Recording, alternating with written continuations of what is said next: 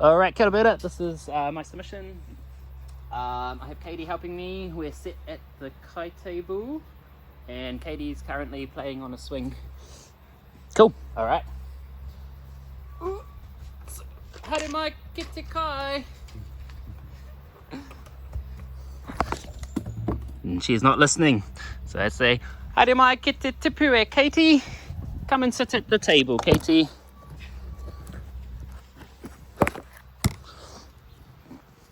Oh, karawe for coming. Thank you. And say hi to Roberta. Kia ora.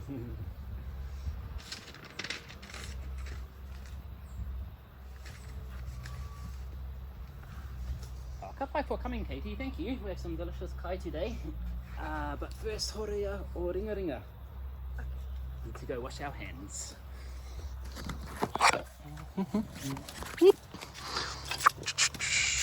Oh, you've been running like a tamariki.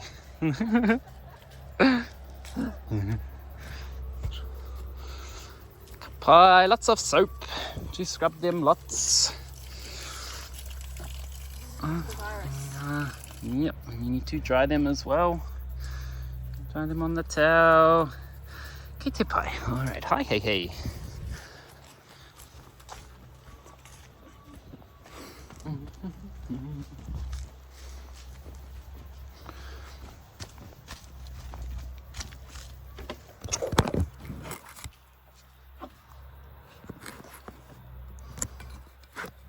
Alright, can you take your putai off at the table, please, Katie?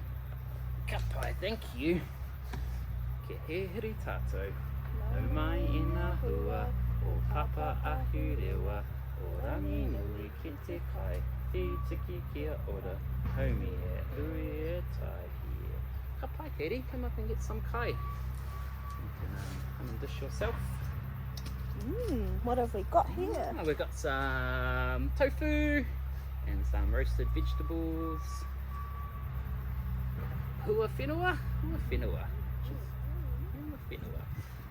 Ka pai. Come on, pai. I was thinking I could read a buka buka to you as well while you have your pie. Would you like that? This buka buka is called Haka by Patricia Grace. There was once a chief of the Ngāti Toa people called Te Rua Paraha. Oh, he looks like a strong warrior, doesn't he? Got his punamu as well, his treasure. He was a fighting chief who had many enemies. These enemies were very strong and wanted to kill him. Doesn't sound very kind, does it?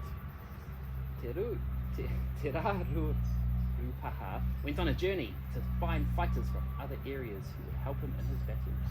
While he was away, he learned that his enemies were out looking for him. Go to Lake Roto Ahia, he was told. The people there will protect you.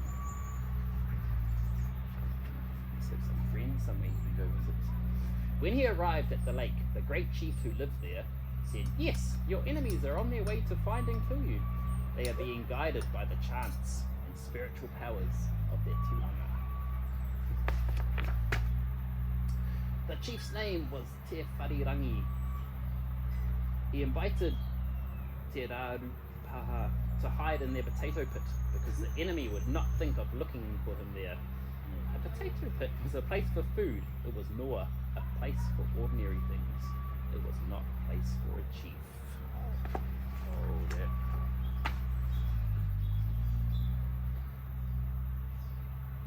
Te Rua Paraha? Te Rua Paraha climbed down into the pit. The people covered the entrance. A woman of immense power, whose name was Te Rangi Kauia, was asked to sit in front of the entrance to the pit.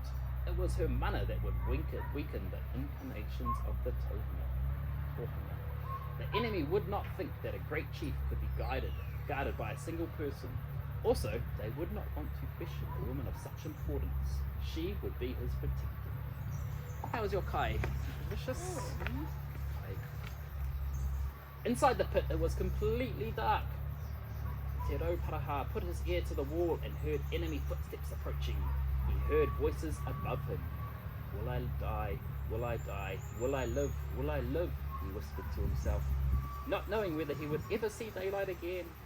As he listened in the dark, he repeated again and again, will I die? Will I die? Will I live? Will I live? He did not make a move or a sound. At last the voices stopped and he heard the thundering footsteps of his enemy becoming fainter and fainter. He waited until the sounds disappeared.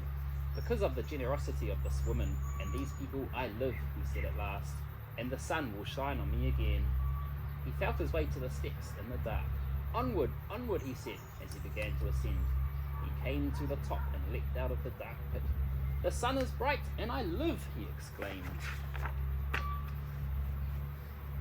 When Te Raurupa Te Rua Paraha arrived home, he told people of his adventures. He told them about hiding in the potato pit and of the people who had saved him. He told them about the footsteps of his enemy coming closer and the words he had whispered that hid him in the dark. Will I die? Will I die? Will I live? Will I live? And the people repeated his words. Will I die? Will I die? Will I live? Will I live? He told them about the enemy footsteps leaving, becoming more and more distant, and how he had said to himself, I live because of the generosity of this woman and these people, I live. He told them about coming from the pit, as he was called, onwards, onward.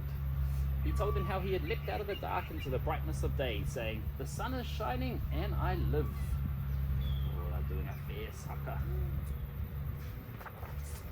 The people began to stamp their feet and slap their thighs, repeating the words of their chief. They opened their eyes wide. They stuck out their tongues, made their faces fierce, and began to hucker. They chanted, they danced and shouted in celebration. They leapt up, throwing their arms into the air like the rising sun. They said the words like this. Kamate, kamate, kore, kore. Kamate, kamate, kore, kore. Tene te tanata, hura, hura, hura. Nana itaki mai whakawhiti tere. Kupane, kupane. Kupane, kupane, whiti tere. They taught this haka to their children, who taught it to their children, who taught it to their children, who taught it to their children, who taught it to their children, who taught it to their children, who taught it to their children, who taught it to us. Whiti tera. Oh, what do you think of that puka puka? It's cool. Would you like an inu waiaru?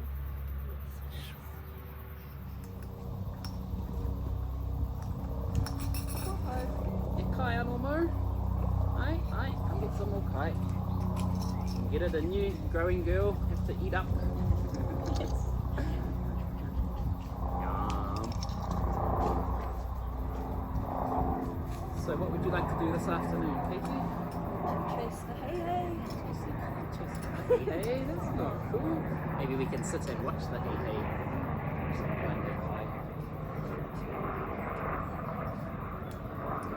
Bacon. Maybe we can bake some parodi and make some honey with it. Does that sound like a plan? Yep. Cool. I'll finish kawa putu.